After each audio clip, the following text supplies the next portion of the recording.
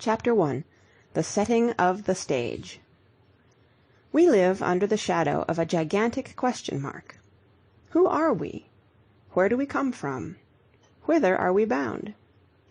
Slowly, but with persistent courage, we have been pushing this question mark further and further towards that distant line beyond the horizon where we hope to find our answer. We have not gone very far. We still know very little, but we have reached the point where, with a fair degree of accuracy, we can guess at many things. In this chapter I shall tell you how, according to our best belief, the stage was set for the first appearance of man. If we represent the time during which it has been possible for animal life to exist upon our planet by a line of this length, then the tiny line just below indicates the age during which man, or a creature more or less resembling man, has lived upon this earth. Man was the last to come, but the first to use his brain for the purpose of conquering the forces of nature. That is the reason why we are going to study him, rather than cats or dogs or horses, or any of the other animals who, all in their own way, have a very interesting historical development behind them. In the beginning, the planet upon which we live was, as far as we now know, a large ball of flaming matter, a tiny cloud of smoke in the endless ocean of space. Gradually, in the course of millions of years, the surface burned itself out and was covered with a thin layer of rocks. Upon these lifeless rocks the rain descended in endless torrents, wearing out the hard granite and carrying the dust to the valleys that lay hidden between the high cliffs of the steaming earth. Finally the hour came when the sun broke through the clouds and saw how this little planet was covered with a few small puddles which were to develop into the mighty oceans of the eastern and western hemispheres. Then one day the great wonder happened. What had been dead gave birth to life. The first living cell floated upon the waters of the sea. For millions of years it drifted aimlessly with the currents, but during all that time it was developing certain habits that it might survive more easily upon the inhospitable earth. Some of these cells were happiest in the dark depths of the lakes and the pools. They took root in the slimy sediments which had been carried down from the tops of the hills, and they became plants. Others preferred to move about, and they grew strange jointed legs, like scorpions, and began to crawl along the bottom of the sea amidst the plants and the pale green things that looked like jellyfishes. Still others, covered with scales, depended upon a swimming motion to go from place to place in their search for food, and gradually they populated the ocean with myriads of fishes. Meanwhile the plants had increased in number, and they had to search for new dwelling places. There was no more room for them at the bottom of the sea. Reluctantly they left the water and made a new home in the marshes and on the mud banks that lay at the foot of the mountains. Twice a day the tides of the ocean covered them with their brine. For the rest of the time the plants made the best of their uncomfortable situation and tried to survive in the thin air which surrounded the surface of the planet. After centuries of training they learned how to live as comfortably in the air as they had done in the water. They increased in size and became shrubs and trees, and at last they learned how to grow lovely flowers, which attracted the attention of the busy big bumblebees and the birds who carried the seeds far and wide until the whole earth had become covered with green pastures, or lay dark under the shadow of the big trees. But some of the fishes, too, had begun to leave the sea, and they had learned how to breathe with lungs as well as with gills. We call such creatures amphibious, which means that they are able to live with equal ease on the land and in the water. The first frog who crosses your path can tell you all about the pleasures of the double existence of the amphibian. Once outside of the water, these animals gradually adapted themselves more and more to life on land.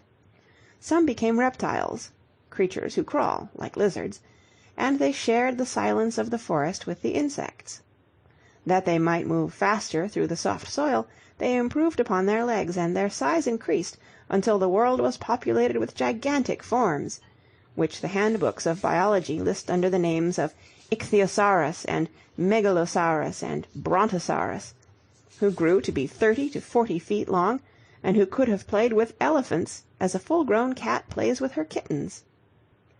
Some of the members of this reptilian family began to live in the tops of the trees, which were then often more than 100 feet high. They no longer needed their legs for the purpose of walking, but it was necessary for them to move quickly from branch to branch, and so they changed a part of their skin into a sort of parachute, which stretched between the sides of their bodies and the small toes of their forefeet, and gradually they covered this skinny parachute with feathers, and made their tails into a steering gear, and flew from tree to tree, and developed into true birds. Then a strange thing happened. All the gigantic reptiles died within a short time. We do not know the reason. Perhaps it was due to a sudden change in climate. Perhaps they had grown so large that they could neither swim nor walk nor crawl, and they starved to death within sight but not within reach of the big ferns and trees. Whatever the cause, the million-year-old world empire of the big reptiles was over. The world now began to be occupied by very different creatures.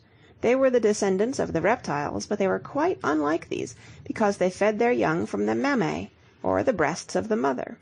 Wherefore modern science calls these animals mammals. They had shed the scales of the fish.